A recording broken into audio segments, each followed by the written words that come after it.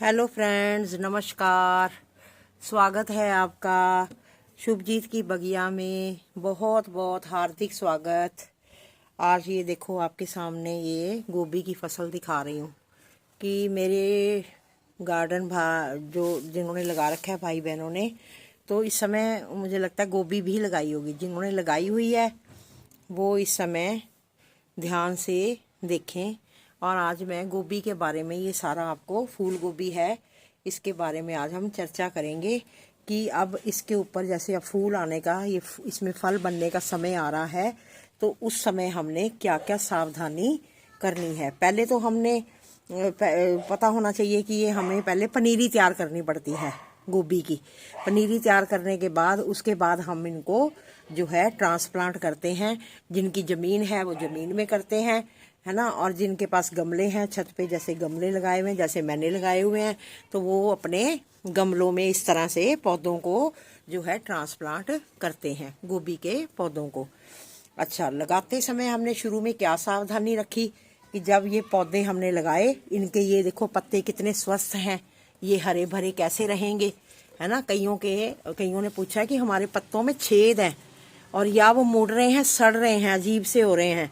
तो वो क्यों होते हैं? क्योंकि फसल जब हमारी जैसे ही पनीरी लगाते हैं, उस पनीरी को उसके ऊपर हमें छिड़काव करना पड़ता है। किस चीज़ का, ये आज मैं केयर सारी बताऊंगी कि शुरुआत में ही हमें इस चीज़ को रोकना पड़ता है, रोकथाम करनी पड़ती है, ताकि इसके पत्ते जो हैं स्वस्थ रहें, इन पे कोई किसी तरह का कीड़ा ना आए।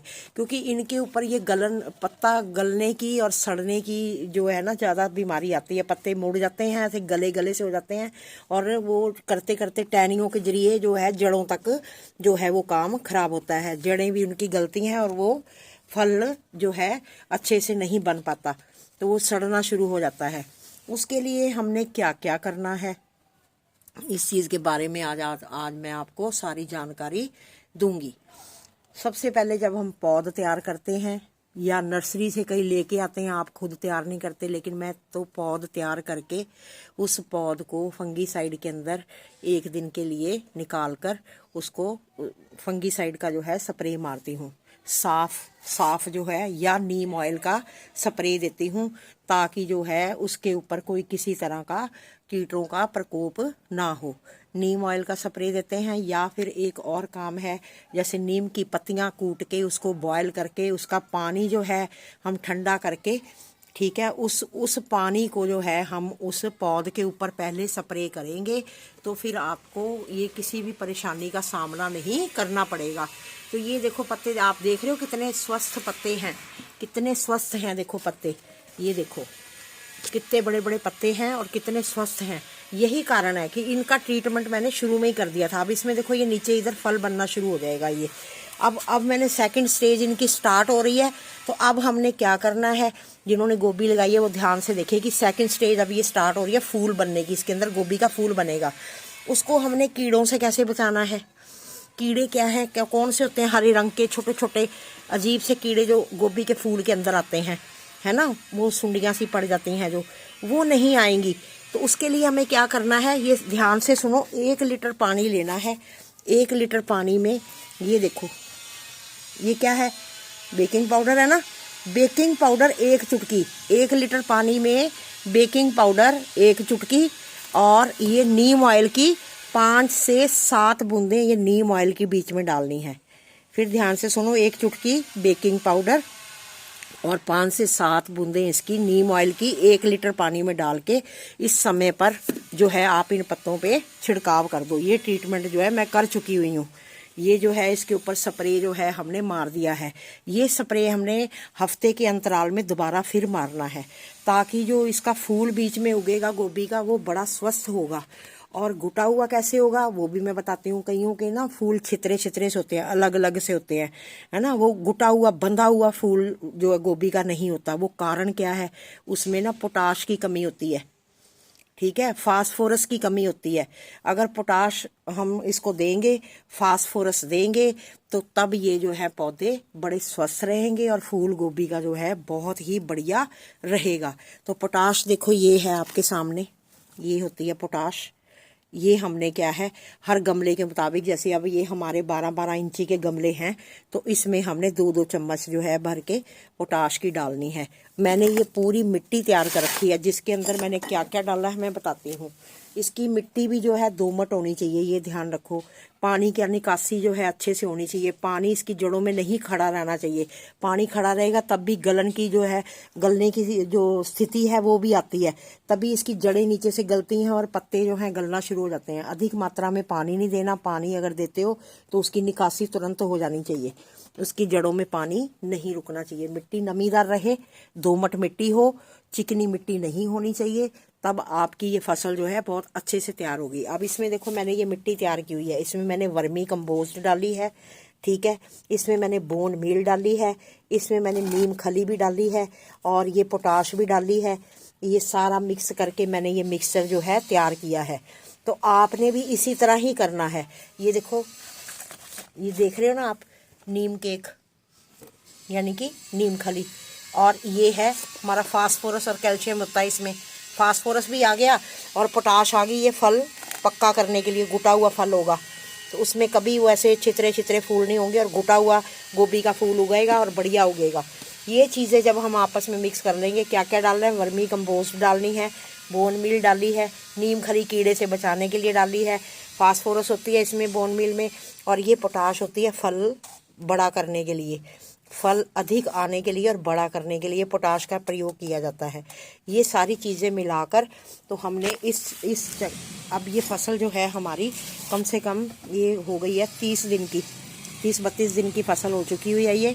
अब इसमें फूल आएंगे, फल आएगा, और इससे पहले हमने ये ट्रीटमेंट करना है। कैसे करना है, ये हल्की हल्की देखो हम इसकी गुड़ाई करेंगे। ये साइडों में इसकी मिट्टी जो है बिल्कुल पोली करनी है, इसको हल्का हल्का हमने गुड़ाई करनी है।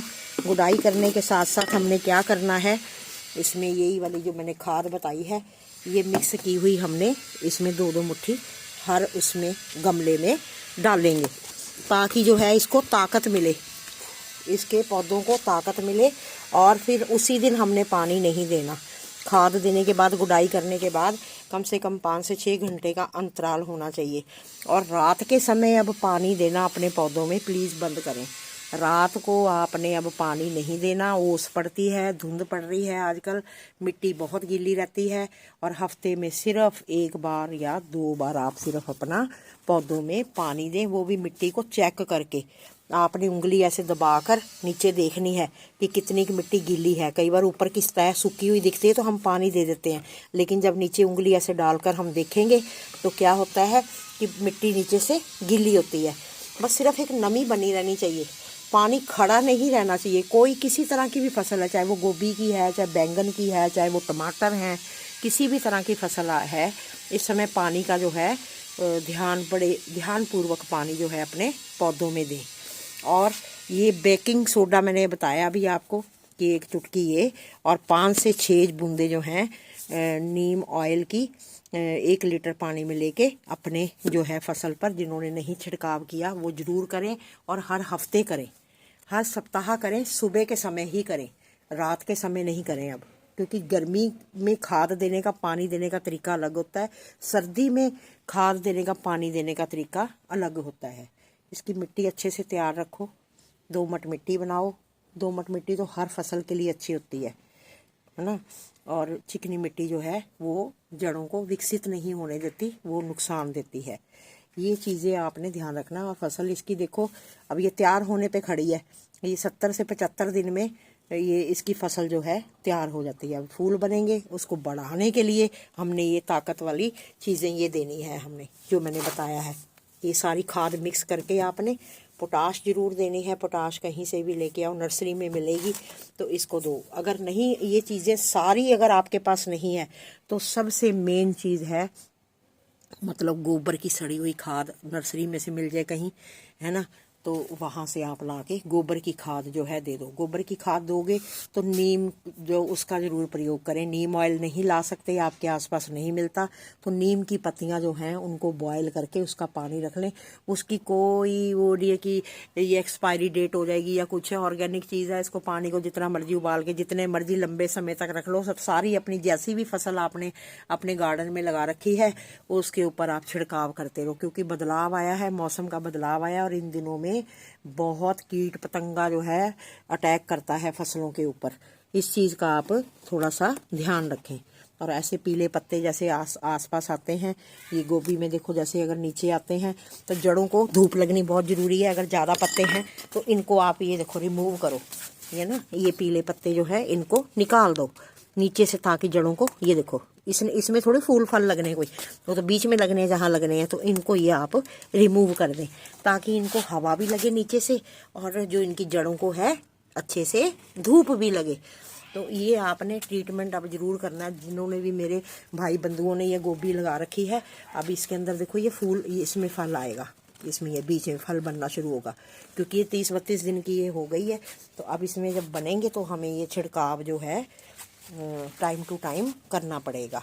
और मेरी जानकारी आज आपको कैसी लगी? अच्छी लगी तो इसको लाइक करना, शेयर करना, ठीक है। और जो मेरे मित्र भाई बंधु मेरी इस चैनल पर जो नए हैं, पहली बार मेरी वीडियो देख रहे हैं, चैनल पर नए हैं, वो मेरे इस चैनल को सब्सक्राइब करें, ताकि आने वाली नई हर वीडियो की नोटिफिकेशन आपके पास सबसे पहले जल्दी से जल्दी पहुंचे। आशा करती हूँ आपको मेरी ये वीडियो ठीक लगी होगी, लाभदायक लगी होगी। अगर अच्छी लगी है तो मुझे कमेंट करके ज़रूर बताना कि हाँ, हमें आप द्वारा बताया हुआ जो फार्मूला अच्छा लगा। और ये ज़रूर ट्रीटमेंट करो, जिन्होंने भी गोभी लगा रखी इस चीज़ का ज़रूर जल्दी से जल्दी अपना ट्रीटमेंट करो, ठीक है। और खुश रहो, खुशियाँ बांटो। नमस्कार।